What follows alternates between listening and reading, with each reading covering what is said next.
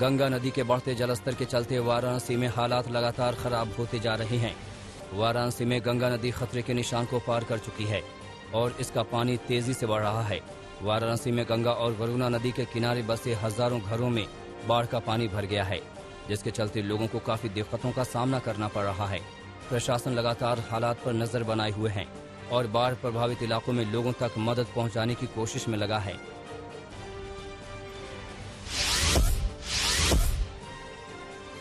संगम नगरी प्रयागराज में भी बाढ़ की मुसीबत बढ़ती ही जा रही है। प्रयागराज के कई इलाके पानी में डूब गए हैं। हालात इतने खराब हैं कि कहीं आने जाने के लिए लोगों को नाव का सहारा लेना पड़ रहा है। आशंका जताई जा रही है कि अगर जलस्तर इसी रफ्तार से बढ़ता है तो कई और इलाके भी बाढ़ की चपेट में आ सकते हैं। प्रशासन की ओर से राहत शिविर बनाए गए हैं और रेस्क्यू ऑपरेशन भी जारी है। बाढ़ प्रभावित लोगों को राहत शिविरों में पहुंचाया जा रहा है।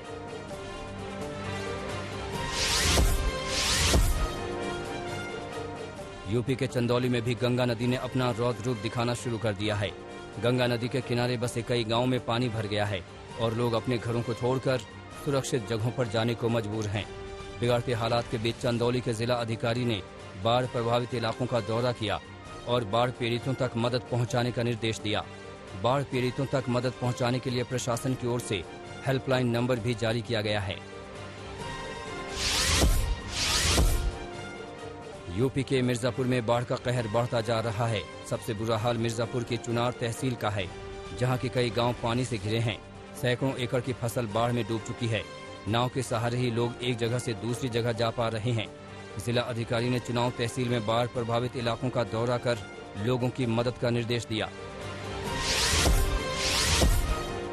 यूपी के मुख्यमंत्री योगी आदित्यनाथ ने हमीरपुर में बाढ़ प्रभावित इलाकों का दौरा किया। सीएम योगी आदित्यनाथ ने हवाई सर्वेक्षण कर पूरे इलाके का जायजा लिया। दरअसल यमुना और बेतवा नदी का पानी बढ़ने के बाद हमीरपुर के कई इलाके पूरी तरह पानी से डूबे हुए हैं। योगी आदित्यनाथ ने अधिकारियों को बाढ़ प्रभावित इलाकों में जल्द से जल्द मदद पहुंचाने का निर्देश दिया।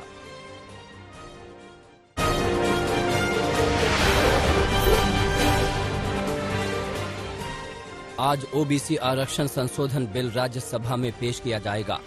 राज्यों को ओबीसी आरक्षण की सूची तैयार करने का अधिकार देने वाला बिल मंगलवार को लोकसभा से ध्वनि मत से पास हो गया।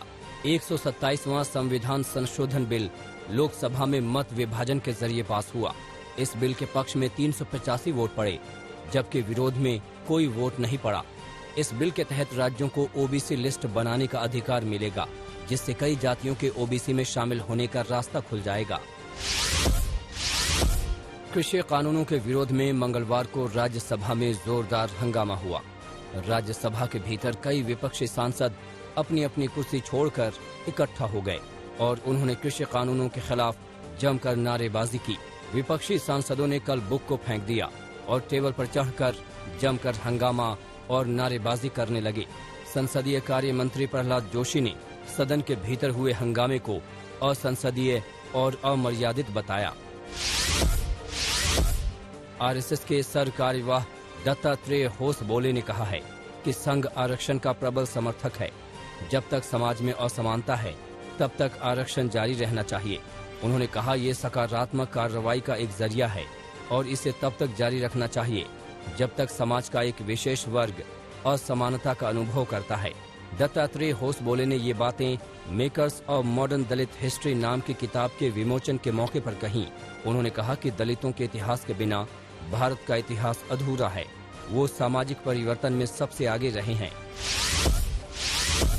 श्रीनगर के दौरे पर पहुंचे कांग्रेसी नेता राहुल गांधी ने जम्मू कश्मीर को पूर्ण राज्य का दर्जा देने की मांग की है। अनुच्छेद 370 हटाए जाने के बाद राहुल गांधी पहली बार जम्मू कश्मीर के दौरे पर पहुंचे थे। इस दौरान एक सभा को संबोधित करते हुए राहुल गांधी ने खुद को कश्मीरी पंडित बताया। साथ ही कहा कि दिल्ली से पहले मेरा परिवार इलाहाबाद में रहता था और उससे पहले कश्मीर में। राहुल गांधी ने मां खीर भवानी के मंदिर में दर्शन किए और हजरत बल दरगाह भी गए। राहुल पर हमला बोलते हुए बीजेपी ने कहा कि उन्हें अब कश्मीरी पंडितों की याद क्यों आ रही है।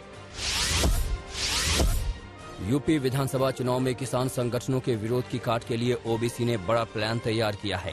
बीजेपी 22 से 25 अगस्त के बीच राजधानी लखनऊ में किसान पंचायत का आयोजन करेगी।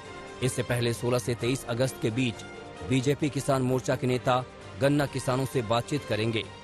किसान पंचायत आयोजित करने की जिम्मेदारी बीजेपी किसान मोर्चा के प्रदेश अध्यक्ष कामेश्वर सिंह को दी गई है। बीजेपी ने जितेंद्र सिंह बबलू को पार्टी से निष्कासित कर दिया है। बीजेपी ने ये कार्रवाई रीता बहुगुणा जोशी की ओर से नाराजगी जताए जाने के बाद की। जितेंद्र सिंह बबलू 4 अगस्त को ही बीजेपी में शामिल हुए थे। वो साल 2009 में रीता बहुगुणा जोशी के घर में तोड़फोड़ और आगजनी के मामले में आरोपी हैं। जितेंद्र सिंह के पार्टी में शामिल होने के बाद रीता बहुगुणा जोशी ने नाराजगी जताते हुए राष्ट्रीय अध्यक्ष जेपी नड्डा को पत्र लिखने की बात कही थी।